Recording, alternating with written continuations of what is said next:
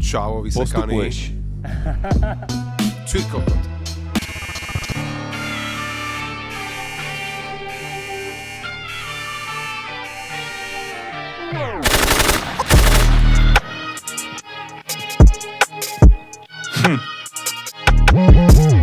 OK, takže vy ste hodnotili mňa.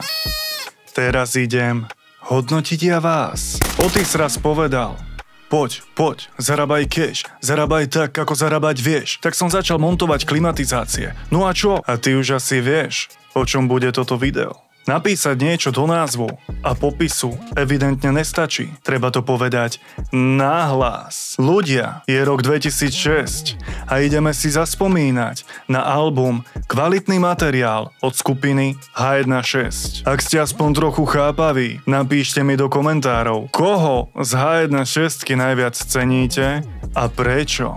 Ale najprv macedónske ťahy. Viem, že nemôžem hovoriť o veľkej fanbase, no verím, že sa tu nájde pár kamošov, ktorí sú ochotní pomôcť. Chalani, Grimaso ma sleduje na Insta. Je pravdepodobné, že si toto video kúkne. Pomôžte mi a napíšte do komentáru: Grimo, urob dobrý skutok a daj Paulovi beat. Pokračujeme.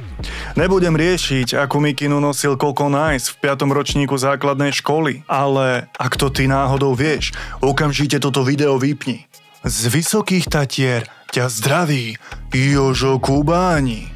OK, štartujeme už naozaj. Keby som mal H1.6 definovať jediným slovom, poviem konzistencia. Sú živým dôkazom toho, že nejde o to, kto vyhrá bitku, ale kto vyhrá vojnu. Ako to myslím? V minulom videu o neprodukte som už naznačil, že v tej dobe si bol buď tábor druhá strana, alebo H1.6. Čo myslíš? Komu som fandil ja?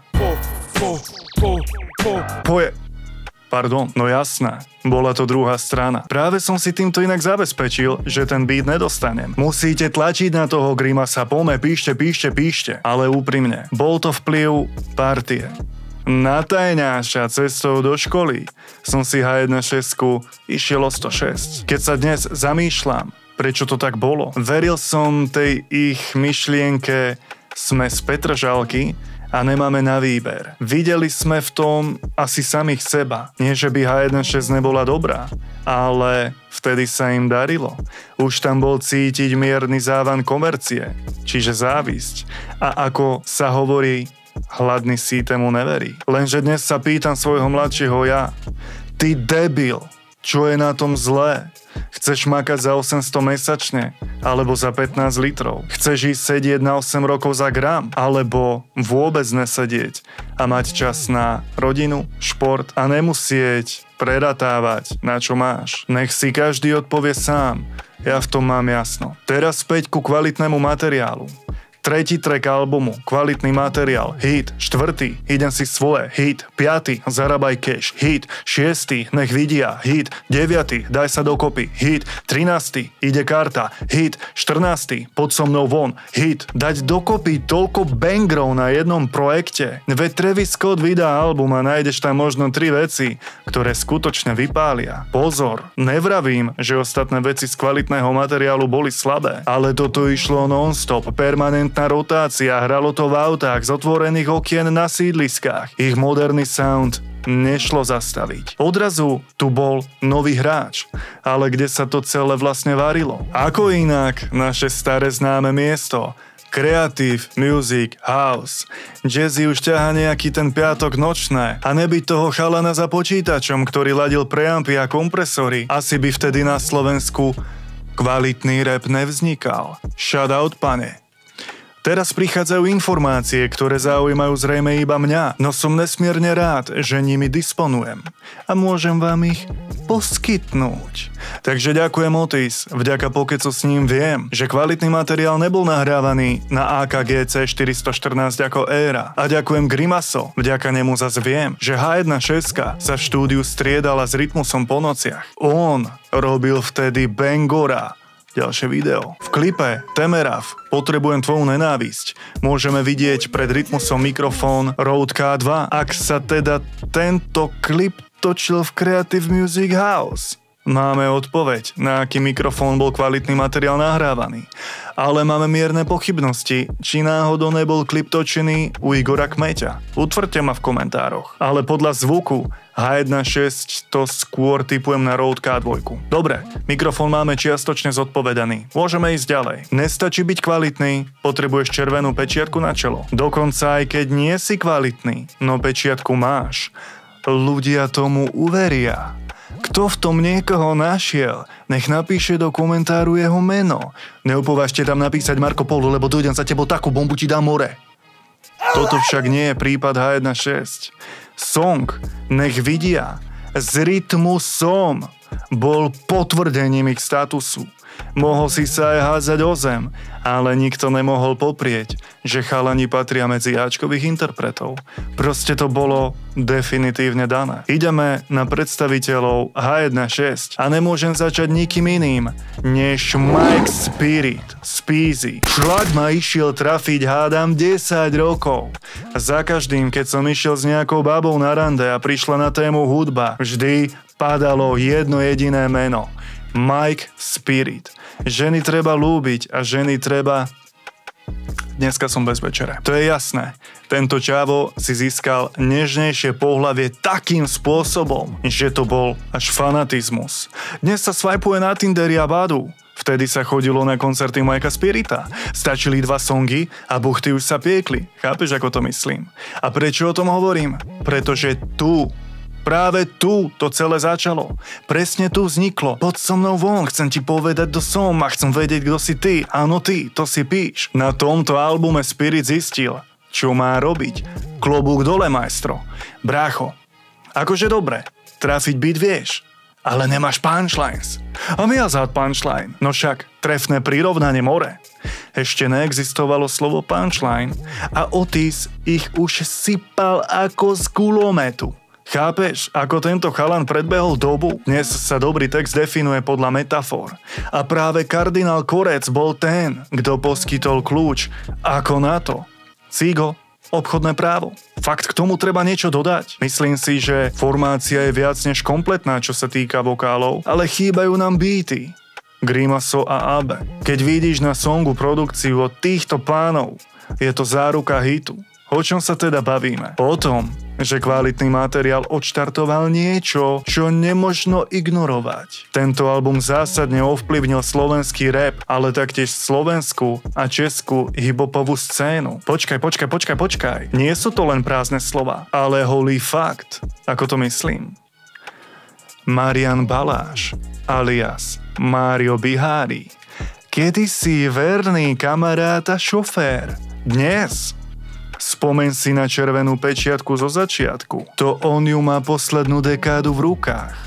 Je totiž organizátorom Hip Hop žije a riaditeľom Spirit Music. V roku 2023 obrat cez 300 000. Díky Finstat, ak na Slovensku prerazíš ako interpret, potvrdením statusu je hranie na Hip Hop žije. To znamená, že musíš prejsť práve cez neho. Ako to ale bolo? V roku 2011 si kupuješ lístok na jestvujúci posledný festival Toto je hip-hop mimo H1.6. Marian Baláš, v tej dobe manažersky skúsený zo stavebníctva a z know-how zo sveta, nejakú dobu makal na Cypre, organizuje release party albumu Mikea Spirita, vidí medzeru na trhu a v roku 2013 organizuje prvý ročník Hip Hop žije, ktorý pokračuje dodnes. V roku 2006 si len kamarát, o 6 rokov neskôr ovládaš rap game. Shoutout. Vráťme sa ale do obdobia beefu medzi H1.6 a DS. Toto nemá pôsobiť ako výsmech ktorejkoľvek strany, ale skôr ako realita. Jeden významný človek mi v hip-hopovej sfére raz povedal: všetko sa ukáže časom. Po takmer 2 dekádach priznávam, bol som na strane Mikyho Moru, no títo chalani dali do hry tak veľa, že všetky disy sú márne. Výsledok je evidentný. H1.6 doručila kvalitný materiál a z dlhodobého hľadiska to obhájila viac než na plnej čiare. Na záver vám prinášam exkluzívny bonus. Počul si to slovo? Exkluzívny, ktorý inde nenájdete. Ja nerobím videá o songoch, ale o pozadí a význame albumov. Mladí MC sa ľudia, čo ma sledujete, prinášam vám krátku spoveď Otisa. Odpovede zachované v pôvodnom znení. Otázka číslo 1 za 100 eur. Vynašiel si kľúč na punchlines. Kde, kedy, ako, prečo? Odpovedá. Punchlines boli vždy súčasťou môjho štýlu. Nesústredil som sa na to. Išlo to samé. Asi aj preto, že som vždy rád počúval takých interpretov, čo mali silné punchlines. Otázka číslo 2 za 200 eur. Dnes je známe, ako nahrávať. V zmysle či 4 bary naraz, alebo 16, nejaké duply, doplňovačky a tak ďalej. Boli vám tieto veci v tej dobe známe, alebo to bola improvizácia? Odpovedá. V podstate to bola improvizácia s tým, že sme vedeli, že štandardne sa píšu 16-barové slohy. Takže keď sme písali, rátali sme si, aby riadkov bolo 16. Čo sa týka nahrávania, tak som nahrával dovtedy, pokým som sa nepomýlil. To znamená niekedy 4 bary, niekedy 8 a niektoré slohy boli možno aj one take. Tak to v podstate robím aj dnes. Vo všeobecnosti je to o tom, že čím máš lepšie naskúšaný ten text, tým viac barov vieš nahrať naraz. Číslo 3. Za 300 eur. Distribúcia. Ako to fungovalo v tej dobe? Mám v rukách nahraný album, čo ďalej, respektíve ako ho dostať na pulty obchodov? Odpovedá. Album sme vydali pod EMI, takže distribúciu a všetko okolo riešili oni. Našou úlohou bolo iba dodať master albumu a natočiť klipy. Otázka číslo 4 za 400 eur. Aký DAW ste používali? Ako decko sa pamätám na Hybo PJ, tak maximálne. Odpovedá. Používali sme FL Studio, v tej dobe sa ešte volalo Fruity Loops. Používal ho Abe a ja. Ja som vo Fruity Loops urobil beat k tracku Nejsem falošný, ktorý je na albume. Grimaso robil beaty v Acide, ak sa dobre pamätám. Otázka číslo 5 za 500 eur. Ako prebiehala kooperácia medzi tebou, Cígom a Spiritom v zmysle písania textov? Zadali ste si tému s vysvetlením a každý písal zvlášť, alebo ste to písali spolu, pokope? Odpovedá. Presne tak. Zadali sme si tému a každý písal svoju slohu zvlášť. Nezvykli sme písať pokope.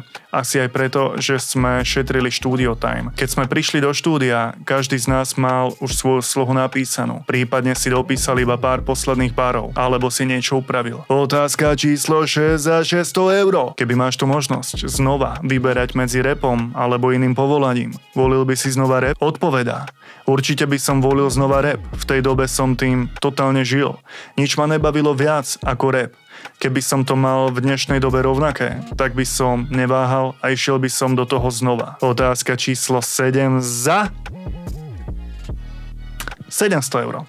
Rada mladým a hladným MCs, ktorí túžia preraziť. Úplne priamo a bez servítky. Akú by si im dal radu? Odpovedá. Asi len toľko, že nech sú sami sebou. Nech to robia podľa seba a nech to vychádza z nich. Tá autenticita je podľa mňa najdôležitejšia. Nech nerobia cosplay nejakého iného repera, ale nech je to o nich. OK, takže toto bolo video o H1.6, kvalitný materiál. Je zbytočné ti hovoriť, aby si mi dal odber. Keď najbližšie dropnem Bangora, to ty premeškáš release. A preto nerob túto chybu. Daj mi sup. A do komentáru napíš Grimaso, veď daj mu ten beat, tiež je holohlavý, len nemá peniaze a nablázni ešte aj Otisa na feed.